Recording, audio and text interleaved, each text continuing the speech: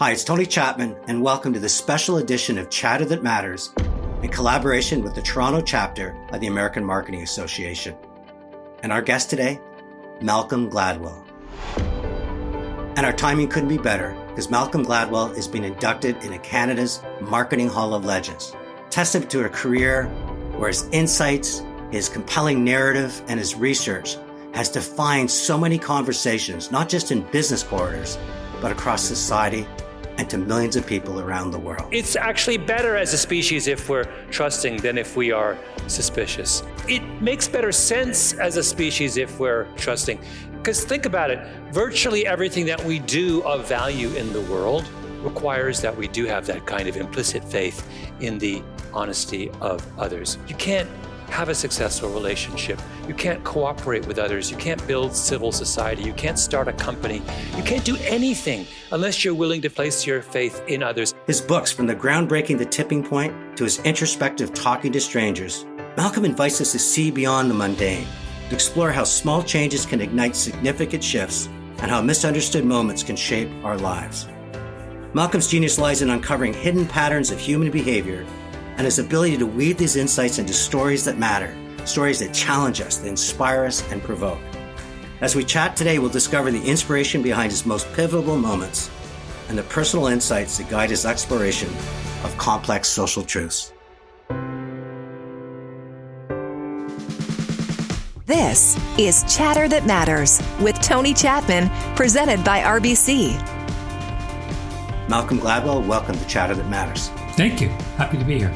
First of all, I want to just congratulate you for being inducted into Canada's Marketing Hall of Legends. There's 100 luminaries in there. And I mean, they use the word marketing, but it really is a hall of extraordinary builders and visionaries and thought leaders. So we're just delighted you're going to be taking your place and at our 20th anniversary. I am delighted as well. I'm very honored. It's testament to a career where I believe your narrative has crossed so many genres, from business corridors to society, academia, and I think it's just testament to the fact that you can cross so many different areas and every one of them has a great appetite for what you do. I'm fascinated by your work because it's this incredible fusion of left brain and right brain. One of my first questions is that because this DNA of your parents is roaring through you? And I want to start maybe first with your mother, Jamaican, and she really had this sense of culture, that she really wanted to level the playing field, that she really wanted to let people know that we're all part of the human race.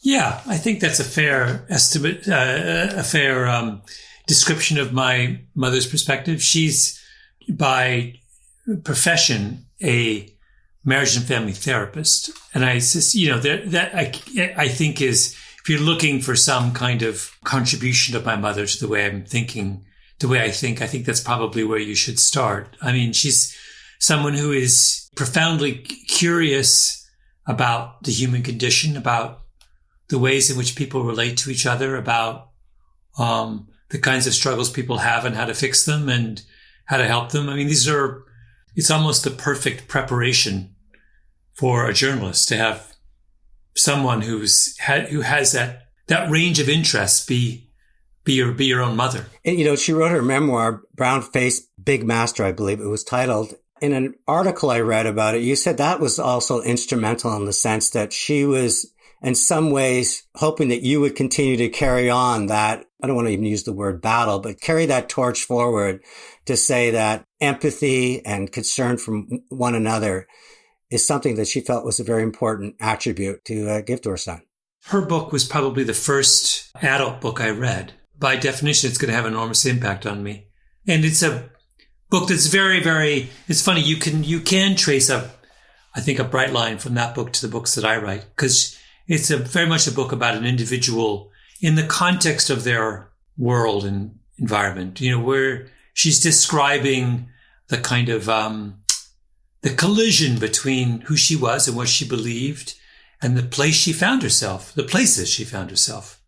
first Jamaica and then England, in the 50s and early 60s. And, those are themes that I continue to explore on my own, that idea that there is something very interesting happens when who we are meets where we are. And, that vein that you mine, I often use the word insight. You remind me sometimes of Jerry Seinfeld and Larry David in the sense that they call it a show about nothing, but when you watch the show, you realize it was something quite extraordinary happened, that they found something about how somebody thought, felt, or did that you draw parallels to. And then on the other side of it, though, it's not just that narrative. It's kind of your dad, the mathematician, coming through, because you back so much of those insights with research and diving deeper into what you could have just written a book on intuition, but you seem to really combine that left brain and right brain. You can't have a father who is a mathematician and not also realize that your arguments have to have some rigor.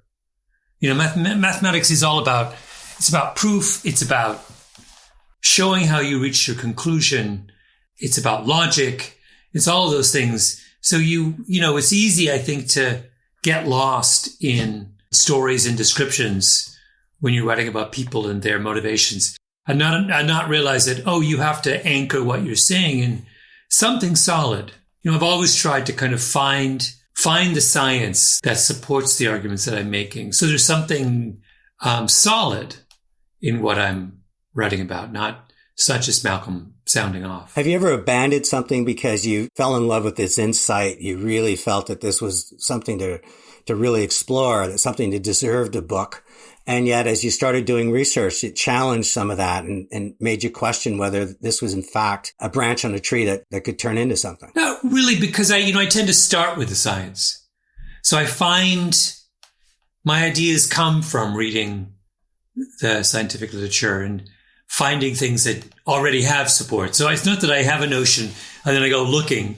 It's that I go looking and then have a notion. And as you're starting to create this book or this body of work, and I look at, you're right. I mean, when I think of Tom Peters in Search of Excellence and Jim Collins from Good to Great, I mean, when you started off with The Tipping Point, did you go out ever imagining that you would have something that would become part of people's vernacular, that almost overnight people would start framing their situations, their circumstances, the momentum that might be behind a brand or a career as the tipping point? I mean, I no one was more taken by surprise than I was, particularly with my first book. It just seemed to come out of nowhere. I was just trying to describe something that interests me personally. I was living in New York City, and one day New York City was one of the most dangerous big cities in North America, and the next day it wasn't. And I just found that so bizarre and so inexplicable that I wanted to write about it. But it never occurred to me that there would be would have the kind of cultural reverberation that it did. I want to back it up now because it led to The Tipping Point. I had no idea how much work you did as a journalist prior to it, but you go to the University of Toronto and you take a history degree. Mm-hmm. And then you move very quickly south of the border, and within very short order, I mean, you're not covering, a cat in a tree. The work and the assignments that are giving you continue to grow as the papers that you start working for. So if you could just frame that sense of career trajectory and what was behind it, that you could have so much momentum at such a young age. I got a job out of university with a little tiny magazine in Bloomington, Indiana. I lasted there about 7 months, and then I got fired. And then I went to Washington, D.C., and worked for a think tank for about a year or so. And then I went to work for another obscure little magazine. And all the time I was freelancing, though, for more serious magazines, for things. And I caught the attention of an editor at the Washington Post. It was a time when the Washington Post was the heyday of newspapers, when they were enormously profitable places and they were hiring. I got very lucky. My story doesn't happen today because newspapers aren't hiring in the way they were hiring back then. But, when I went to work at the Washington Post in 1987, they were one of the most profitable big companies in the country. So they had resources and they're willing to take chances on young, unproven reporters. And they were interested in telling different kinds of stories because they could. And I got there right at the right time. And you're right. I avoided normally when reporters come in, they get assigned to the Metro section, and they do. They write about cats and trees and school board meetings.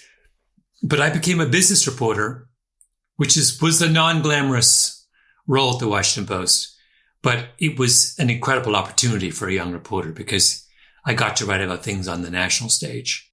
That just greatly accelerated my growth as a journalist. Did you ever feel at the time an imposter, especially when you're going to the Washington Post, as you said, and you could clearly argue one of the top newspapers in the world, and then you're walking in to cover business stories, and you're not necessarily going in with a Wharton MBA, or you're going in with a Rolodex of contacts. You're kind of just having to find your own way. And was there ever a time when you went, what am I doing here? Or did you always have that sort of inner confidence that there was a story, I could find it and I could write about it? I'm not someone who's generally plagued by self-doubt. And also I felt like I was playing with house money. I mean, I was in the US. I had never imagined that I would be. I never imagined I'd have a job in journalism.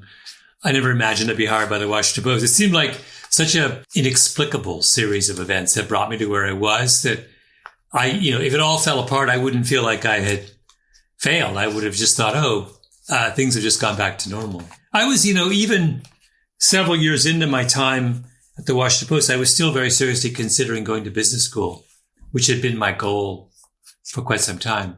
So I didn't. It took me a while to kind of commit to what I was doing. It was more a lark than anything else. I never kind of took it seriously enough to get to the stage where I might have imposter syndrome. One of the reasons we do these videos with the people in the legends is to share learnings with the young generation coming up. And do you think that is a lesson in life for them to take some of the pressure off of those first 5 years or 10 years of a career and just go into there, maybe not having the same confidence you did to say it was a lark, but just to go in there to learn and experience and enjoy versus wondering what the next move on the chessboard will be? The most important thing I did and have done my entire career is I've always chosen the path that was the most enjoyable. I think you have to have fun. And when you're having fun, I think you do your best work and you're most appealing to others and you learn the easiest. And so I just avoided things that I thought that I wouldn't enjoy. Now, by which I didn't mean that I was avoiding all the kind of necessary apprenticeship, but I thought the apprenticeship was fun. I mean, I think I enjoyed the fact that I didn't know anything about newspaper writing and I got to learn. I just thought that was kind of thrilling that I got to master some new, and there are all these brilliant people around me who were more than happy to teach me. And I learned something else, which is that people do want to teach young people. Or at least I had imagined that the working world would be hostile to you if you were starting out, that somehow people would feel like it was a waste of time or a chore to teach young people what they were doing. I always found the exact opposite, that senior people love nothing more than passing on. Once I realized that the system is set up to make you succeed if you just are enthusiastic and willing to work hard. The connective tissue of the American Marketing Association is this sense of mentorship. That's what the Toronto's chapter is known for. Does it take a certain type of individual to be open to be mentored so that the people that have that knowledge are saying, I'm willing to invest in you? Or do you think it's just something that we should all as a society realize it's out there if we just raise our hand and say we're looking for it? What's fairly universal is a desire of older people to teach, to pass on what they know. I almost feel like that's an evolutionary. Society could not have survived as long as it has and grown as it has over the last hundreds of thousands of years if we weren't hardwired to want to pass along our expertise to young people. That's not cultural or specific to certain individuals. That's baked into us. The challenge is on the receiving end. Are you willing to learn from people like that? Is your mind open? Are you willing to work hard? Are you willing to make mistakes and not get discouraged? I think that all of the onus is on the receiving party, not the sending party. Do you think in our society, in the Western society, we are that open of an exchange from the elderly? I'm not talking about our indigenous population, but just in general, the Western, maybe it's framed as Hollywood's Western society compared to some of the, Asian and South Asian societies where it seems like the elderly are revered and the lessons in life are part of the journey of learning. As we speak, the two candidates for president in the United States are respectively late 70s and early 80s or whatever it is. So, I don't know. It seems like the elderly are occupying some fairly significant positions in the West. I know what you're saying. I know that there are cultures that consciously elevate elders to a position of respect. But I I think that we do the same. We just are not as kind of formal about it. I still, I'm 60 and I still find myself deferring to people older than myself who have had more experience. I mean, maybe the thing that's crucial is to disconnect age and experience. I think that the issue is not how old the person is. The issue is, do they know more than you? Have they seen more? Where that is the case, I think that most of us are willing to learn. And where did the move? I mean, you're at the Washington Post and your career is moving, and yet you make another big move in your journalistic career to the New Yorker. Yeah, I had moved to New York to be the New York correspondent for the Washington Post, and I wanted to stay in New York, and that was going to be difficult if I stayed with the Washington Post. But I also realized that I was better suited for magazine writing and book writing than I was for daily journalism. I was never a great daily reporter. It takes a certain degree of energy and compromise, I have to believe, too. Right? Yeah. And ultimately I realized, I want to write things that are longer and take more time. What I do, more kind of thoughtful pieces. And so I had learned what I felt I needed to learn from newspapers. And I was ready. This is when I was in kind of mid-30s. And you were becoming quite famous. Articles you were writing in that magazine were well received. But that's another big jump moving to that first book, as you said, the tipping point. And was it really because you saw how quickly New York had tipped for the better? Yeah, that was the impetus. I just was so mystified by it. I got to New York in 93 and it was a frightening place. And then by 96, it wasn't frightening anymore. And I just found it so weird. It really did feel like an epidemic had passed. And I decided to take that metaphor seriously. What if it really actually was an epidemic? Well, how do epidemics behave? That was the kind of thought process I was following. That got me going. And then I decided, there was a million different directions sort of presented themselves from there. It just began to occur to me that I didn't understand why, when we talk about contagious things, we confine our conversation to viruses or to diseases. So many different things are other things, ideas, trends, song lyrics, are contagious in precisely the same way. I mean, I talk in the book about the word yawn. If I say the word yawn long enough, you will start yawning. And exactly. That's an incredibly contagious word. Our guest today, Malcolm Gladwell. Just think of Malcolm's body of work, from that groundbreaking tipping point, the introspective talking to strangers. He invites us to see beyond the mundane. He even explores how small changes can have a material impact on our lives and livelihood. What I love about your writing is the way you bring characters to life, almost like it's fiction. Like Paul Revere, and you're riding with them. And where did that come from? Because that just, you started honing it as you started writing longer form with the magazines, or was that something that you were always, from your history lessons in the past and the University in Toronto stuff, that you just said that character development is so important, so that people don't buy yet another business book and read a chapter and way down their end table, that they're going to get caught up in the story and ride with me? I think it comes from the New Yorker. That was something I learned. I began to study other writers that I loved and try and learn from them.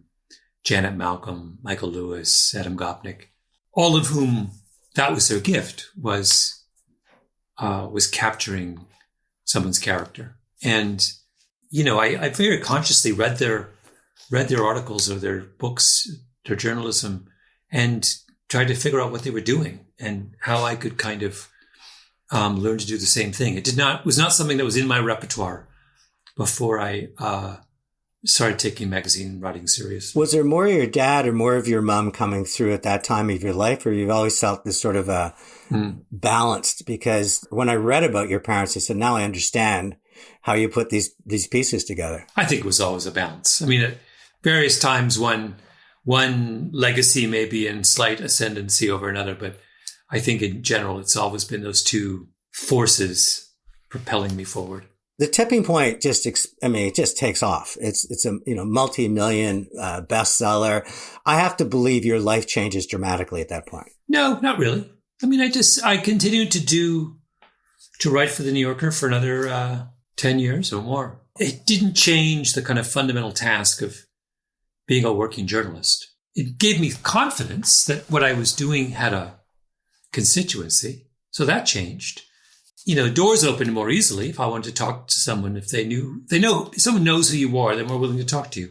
So that was easier, but it didn't alter much more than that. It's funny. It's kind of like literary success is a different kind of success than other professional success. It's not a clear hierarchy. You join the group of people who have written books, but it's not like, the legal profession where you could point to someone who is the great rainmaker or the great trial lawyer of the generation or the great judge. There's not the same thing going on, I think, in the literary world. And how hard was it? Because I have to believe that you were suddenly in demand to come and speak at my conference. We want Malcolm Gladwell. We want to know the thinking behind the tipping point. Was that a hard move for you to make, or did that come quite naturally as well? Well, it was a real learning curve. I mean, I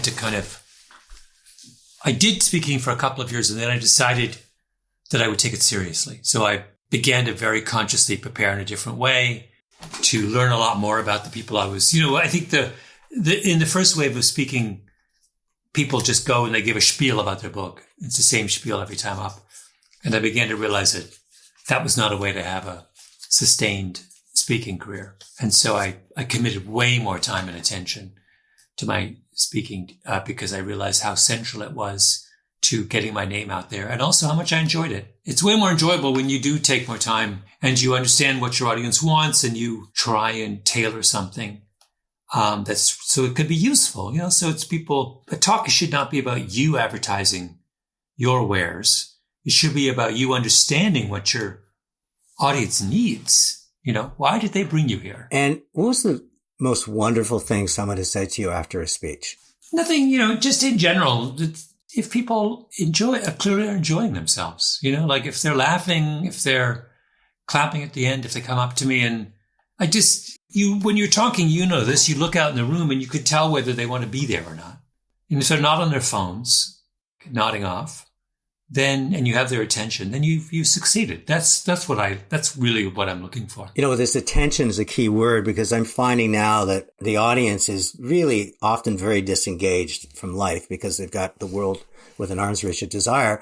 Have you changed your speaking style? Have you adjusted and adapted based on that next generation coming in, wanting content at the speed of life? No, I'm not sure I agree with you, actually. I think what's going on is I think attention spans have grown at one extreme and shrunk at the other extreme. That what we're doing now is toggling back and forth between, the same generation that watches 10-second TikTok videos will also watch a 10-part miniseries on Netflix. And spend 36 hours hammering down a video game, for sure. I think what's gone on way is the middle. I think people will commit to something that's compelling, or they want to be entertained by something that's immediate.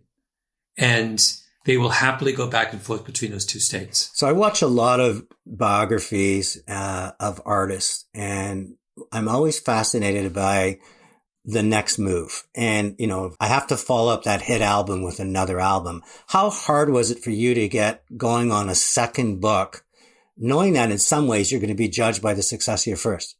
I don't remember feeling any great anxiety about it. I just remember that I took my time in figuring out what it was going to be about. I was just waiting for something to seize my imagination as much as my first book had. And luckily I found something relatively quickly that, snap judgments and first impressions, that kind of, because I'd just been talking to psychologists about them and I just found it really interesting. My rule was simply, if I'm interested in it, then chances are someone else will be too. How do you think Blink now factors into the world of AI, where we have such intuitive software and big data? Does it have even more meaningful role for people to say that their gut and their judgment is paramount? It's a very interesting question. I don't know the answer to that. I don't really have a good answer to that. That book was so conceived in this pre-AI world that I haven't gone back and thought about it. I would imagine that, since good judgment is the marriage of rational, analytic thinking and the expertise, the unconscious expertise born of experience, that I imagine AI may make good decision-making easier. It helps us with the first of those two, doesn't it? So That's my only sense, that maybe I can see how overall it will make us better decision makers. Outliers was, to me, I would argue 10,000 hours of practice, the math of when you were born. I mean, that became conversation in the schoolyards. It traveled like liquid everywhere. Did you ever imagine it was going to have that much impact? Or did you first write it as a business book? Or did you realize that hockey mums and dads would be starting to look at whether their kid's going to get to the NHL based on what they saw out of that book? Yeah, it's funny. I did not see that coming. I thought it was interesting. I didn't think it would be the most talked about thing in the book. I've been amused to see how far people have taken the 10,000 hour rule. They've taken it far further than I expected it would ever go. I'm not sure I even agree with many of the ways people have made sense of that argument. Parents still come up to me and say, I read your book and I held my kids back a year. You might have some kids coming at you. They're in their 30s pretty soon wondering why they got held back because of the book. There's at times that you've had critics that have come out. Sometimes when I've read this criticism, it's almost, I would say, jealous, because you've caught the narrative and people are now understanding complex subjects in a very tight mean, like 10,000 hours. How do you deal with, does criticism bother you, or do you just go, that fuels me to defend or to push back on? I'm not very thin-skinned, so I think maybe when you're younger, it hurts a little more. And then by the time you're my age, I mean, I've been doing this for so long, it doesn't. And you become aware, what you realize is that all work has its share of supporters and criticisms and critics. And there's no way around it. You hope that the proportion is skewed in your favor. That's all you can hope for. You know, you mentioned Seinfeld before. Seinfeld, when it first came out, was panned. Critics hated it. I mean, so I don't know. You can't look at that and take criticism all that seriously. What do you think of Seinfeld? Oh, I think it's genius. I don't think the first season is nearly as good as the subsequent seasons. And so one of the things that teaches us, I don't know whether the critics were wrong. They were just premature. They thought they could judge it on the basis of the first couple of episodes. And maybe the lesson of that is, why don't you just wait till the people writing it have found their voice? So I got two themes that you've talked about. The sense of maybe there's a greater divide, the middle's disappeared. Mm-hmm. Does that exist even in terms of people that are supporters or against it? We've lost the middle ground? Because that's one of the things I'm looking at society going, why do we seem to be so pushed far out, where North against the South, red against blue, mm-hmm. Canada, French against English? It seems to be a greater divide. Maybe it's just the news that we're taking, but do you think that middle is still there, that you can put something out and have somebody that's against and for, but the mass is really standing firm saying, this is something I love? Yeah, it's true that this kind of disappearing middle, you can see it in all kinds of different domains. It's troublesome in some domains.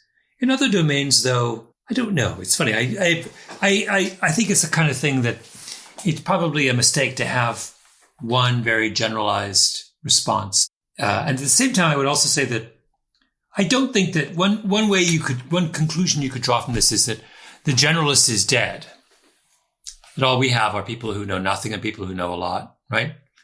But then there's lots of other evidence that says the generalist is now much more important and much more kind of accurate. Yeah, it's interesting because I'd love one day for you to take that on, and biases and, confirmation biases. Do we get pushed into such a little castle with like-minded people liking like-minded content, validating each other, that we start loving that and hating the other? Or is it just a wave going through? The other thing I wanted to just, ask you about, when you said earlier, the conditions were right for me at the Washington Post because they were hiring at the time. Do you think a New York City can happen again, where in a very short period of time, this magic wand, this epidemic that you say can wash over a city and take it from a sort of chaos and crime and confusion to being something that people are very proud of? Oh, yeah. I mean, I think it can and will happen all the time. I mean, I think that's the nature of, we saw a repeat of it over COVID. Homicides in major North American cities spiked over COVID. They're now plummeting. I mean, they're down. This year alone, I think in New York City, homicides are down 25%. That's what the line looks like, epidemic line. The mistake was in thinking that these kinds of trends move gradually by nature. I think that the natural course is for them to veer up and down quite dramatically. And that when they do flatline for a while, that's the aberration. What the Dog Saw and Other Adventures, your New York stories, it was curious the motivation. Was that a publisher saying, Malcolm, we need another book? Or was that your chance to say, I have a new audience out there and there's some stories that deserve more attention? I think it's probably a mixture of both. The New Yorker has a quirk where the writers own their stories. So you can do anthologies. And my sense was many of the people who read my books did not read my New Yorker articles.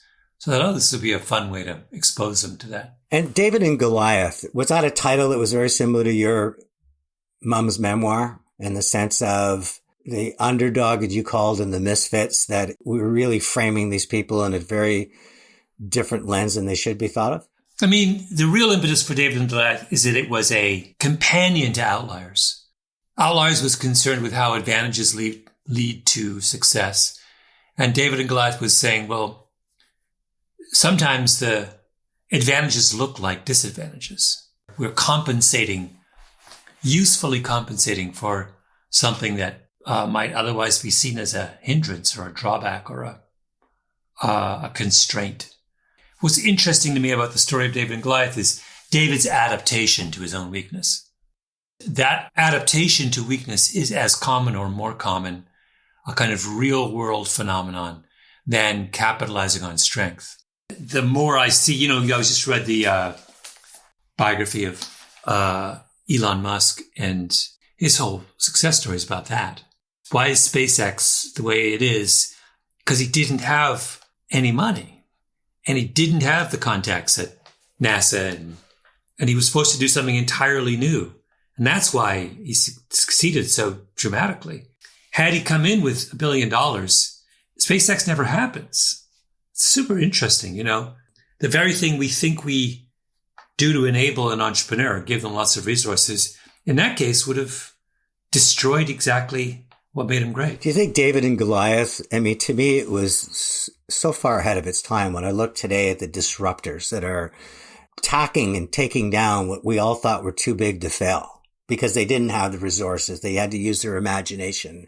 Do you not think that what you were writing back then is really what we're seeing with capitalism today? At least a capitalism, to me, that's got a higher sense of purpose and momentum. Yeah, a little bit. I think whenever you're in the middle of a kind of technological transition, as we are now, I think the normal rules don't apply. The value of an entrenched position is diminished. And I think we're seeing examples of that.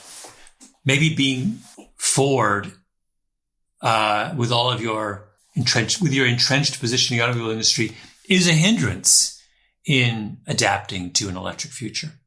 I don't know. In some ways, if you're locked into the old way, it's harder to move to the new way. Two biggest electric car companies in the world are startups, BYD and Tesla. There's a lot of that going on. And the idea that biggest media companies in the world didn't exist a generation before. That's crazy. We had media companies that were hugely important for over 100 years. And suddenly, Washington Post being one of them. Washington Post is today a money-losing also ran. Do you ever think of yourself as a modern Sun Tzu, the art of war? Like, as you start looking at how he approached competition, the marketplace, retreating and attacking? Because I look at some of the books you write and you somehow or other, you bring some of those quotes to life in the most extraordinary fashions. Or is that just me with some wild imagination on it? I don't know if I see it that's very good company to be in, but I'm not sure I'm deserving of that. But the enemy himself provides the opportunity to defeat the enemy. To me, in some ways, is what David and Goliath was about. Yeah, maybe. Yeah. It's a theme that has shown up in many, particularly in military, people who think about the military think about this a lot, because anyone well-versed in the military knows that the army with the most resources does not always win. When we return, more with Malcolm Gladwell, and then an interview with Alan Depencier, the CMO of RBC. This interview took place last year, and given all we've learned from my chat with Malcolm Gladwell, it is even more relevant today.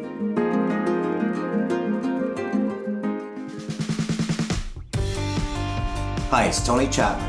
Investing in Canada? Well, that matters to RBC. $500 billion in sustainable financing to combat climate change.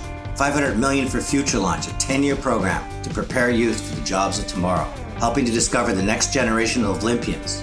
Artists monetizing their talents, women entrepreneurs pursuing their dreams, supporting mental health, and so much more. Investing in Canada, well, that matters to RBC. 2008, something very special happened to me. I was inducted into the Canada's Marketing Hall of Legends. It's one of the proudest moments of my career because my family was there, one of the proudest moments of my life. You see, in this hall are people that have put a dent in the marketplace. We have visionaries who came up with ideas. We have business builders that not only established their brand in Canada, but around the world. We have stewards of brands who found a way to engage the head and heart and hands of the consumer and the media. We have leaders and creators that built campaigns that dance all over media. This is more than the Hall of Legends. If you think about it, it's the Hall of Learning. Imagine the intellectual resource that exists within it. The lessons in life, the journey, the overcoming circumstances, the tightropes, the way they reinvented and reimagined the world. The American Marketing Association's Toronto chapter came up with this idea of curating this learning. And what they've done is they've created the Legends Journey, Lessons in Leadership. We're gonna take some of the people that are in this hall, spend some time interviewing them, draw out what they bring not only to your livelihood, but ideally to your life. So thank you for being part of Lessons in Leadership and the Legends Journey.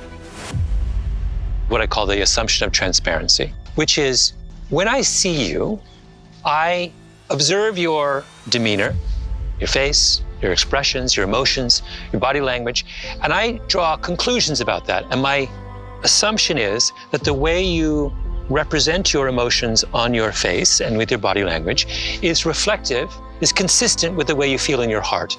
If you smile at me, it means you're happy. If you frown at me, it means you're not happy, right?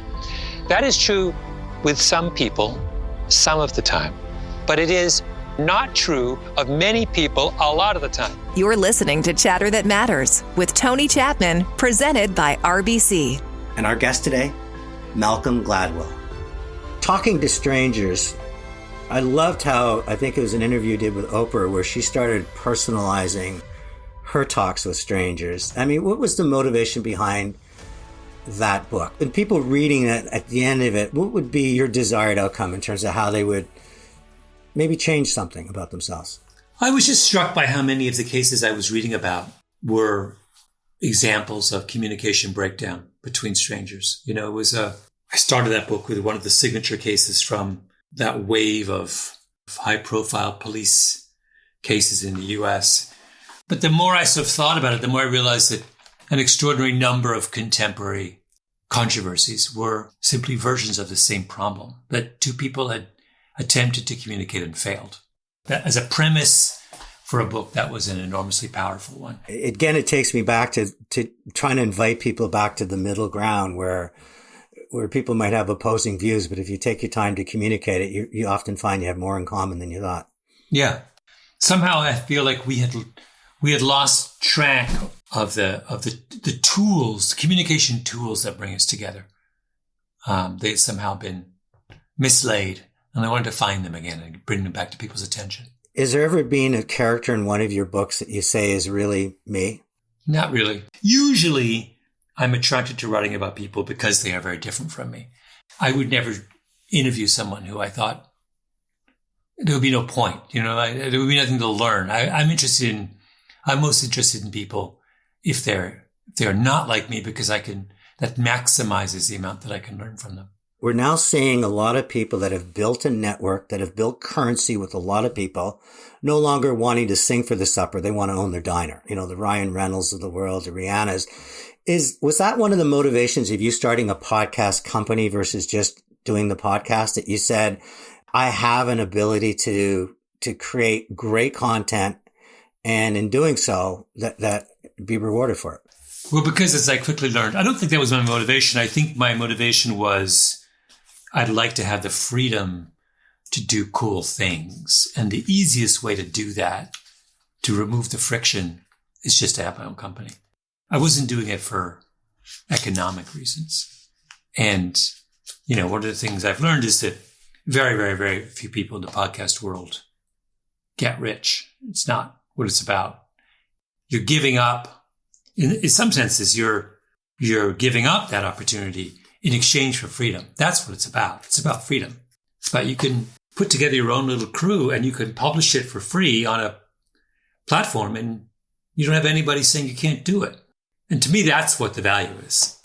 And, it may be the case that incidentally, some people do well economically, but it's the far more important outcome is the liberty it gives you. So as we wrap up this interview, we talked about mentorship earlier on and how important it is for the Toronto chapter.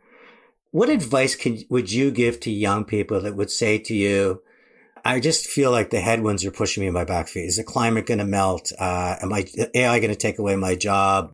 Am I getting a university degree that I don't need? What advice would you give to them so that they could, instead of thinking about impossibility, think about possibility? Find something that you're interested in and be good at it. For example, as I always tell people who want to go into journalism, who want to write books or what have you, the most important thing is not working, if you want to prepare for that, it's not working for a journalistic enterprise. It's finding something that you want to write about. If you want to be a foreign correspondent, the first thing you do is you learn another language, not look for a job as a foreign correspondent. If you know German and you have read deeply in German history and talked to German people and like hanging out in Germany, that's the way to become a foreign correspondent in Germany, right? Building a knowledge base that gives you authenticity and credibility in the marketplace. I had a guy driving me to the airport the other day and he was telling me about his son who, I said, what does your son do? He says, he works as a producer at ESPN. It's like, wow, how do you get that job? And he said, well, from the time he was 5 years old, when other kids were watching Sesame Street, he was watching SportsCenter on ESPN. And when he was in college and high school, he started a radio show, sports radio, and he would do play-by-play announcing of their school sports teams. And, that makes sense, right? He made himself the kind of person at ESPN couldn't but hire, right? How would you turn that kid down? He's exactly what you want. But he did that. And then he consciously sought to build his credibility as someone who's, out of enthusiasm and love for. And that's the kind of, find the thing that you can build your own expertise around and for which you have enthusiasm and love. And you will be irresistible, I think, to others. I understand we have a book coming out in the fall. Is there anything we can tease in this show to let people? Yeah, it's a sequel to The Tipping Point. So it's a return to my first book. And what are we going to see out of that sort of takes us into 2024 and beyond? Well, I'm really interested in how much on establishing who's responsible for epidemics. Do they just happen, or are they the result of deliberate decisions that people make? And if they are, if the latter is true, then what are those decisions and who are those people? So Malcolm, I always end my podcast with 3 takeaways. And the first is just the word empathy came through almost everything. And so I think there's a lot of your mom in you, but I just love the way you always, I interview people that are smarter. I talk to people that are smarter. I mean, you just really have this great curiosity and love. I think the second one for every person living out there, whether you're 20 years old or you're 70, is just find that passion, pursue it, fall in love. And I love what you say. It'll make you irresistible. And the third thing is just how you continue to be curious. You're not doing a sequel to Tipping Point because it was the thing to do. Is because you're now curious about how epidemics happen. And I think curiosity is one of the greatest attributes. And if you're living in a world with AI nowadays and you're curious, you've got yourself an army of Davids to work for you. So for all of that and more, we really appreciate you taking the time. And again, congratulations for joining us in Canada's Marketing Hall of Legends. Thank you so much, Tony. This is really fun. Last year, I had an opportunity to interview Alan Depencier, the CMO of RBC. I've spent a lot of time with Alan over the years, and I truly value what he has to say about culture and marketing and the tipping point, where through social media, consumers and employees have a voice, and their feedback can quickly turn from a whisper to a roar. Alan, difficult times for marketers because there's a growing cynicism. There's a lot of people standing on shifting sand. They're looking to blame. How does a brand navigate this climate when you're going out with good intentions, when you're trying to do good things, knowing that there's always going to be people sitting in their armchair ready to fire social media slingshots? I think the most important thing that we try to do is really understand our purpose as an organization, make sure we have the culture that we need internally with all our staff and employees, and have conviction of, our overall plan of delivering against that purpose and what are the right programs and strategies we're going to use to bring it to life. But we're not perfect. Sometimes when we do things, we overlook specific situations or we get feedback. The great thing about social media is you get lots of feedback. And sometimes the downside of social media is you get a lot of feedback that maybe you don't want to hear. But I think you need to be open to listening and constantly thinking about, are you on the right track, and learning to grow over time. How do you keep the younger generation inspired and motivated, because they might read something or their parents might read something and bring it to the dinner table where they feel they have to defend? How do you let them know that this is just the reality of the world today and it's okay to have opposing points of view? I think it starts with your culture. I think it starts with communication, of really helping everybody understand what is our overall purpose as an organization, what is our overall strategy, what are those programs we're going to lean into. I think we also have to be transparent.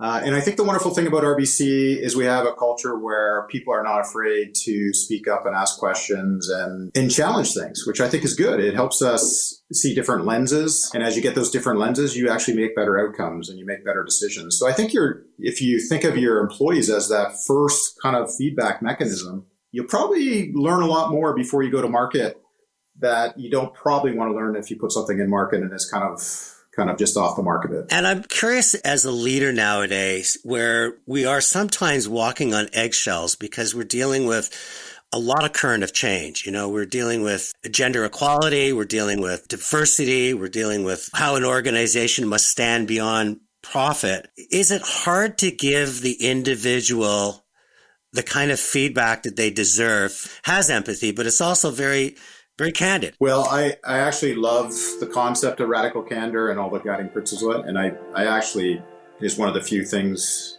that I kind of think back to as part of my leadership journey.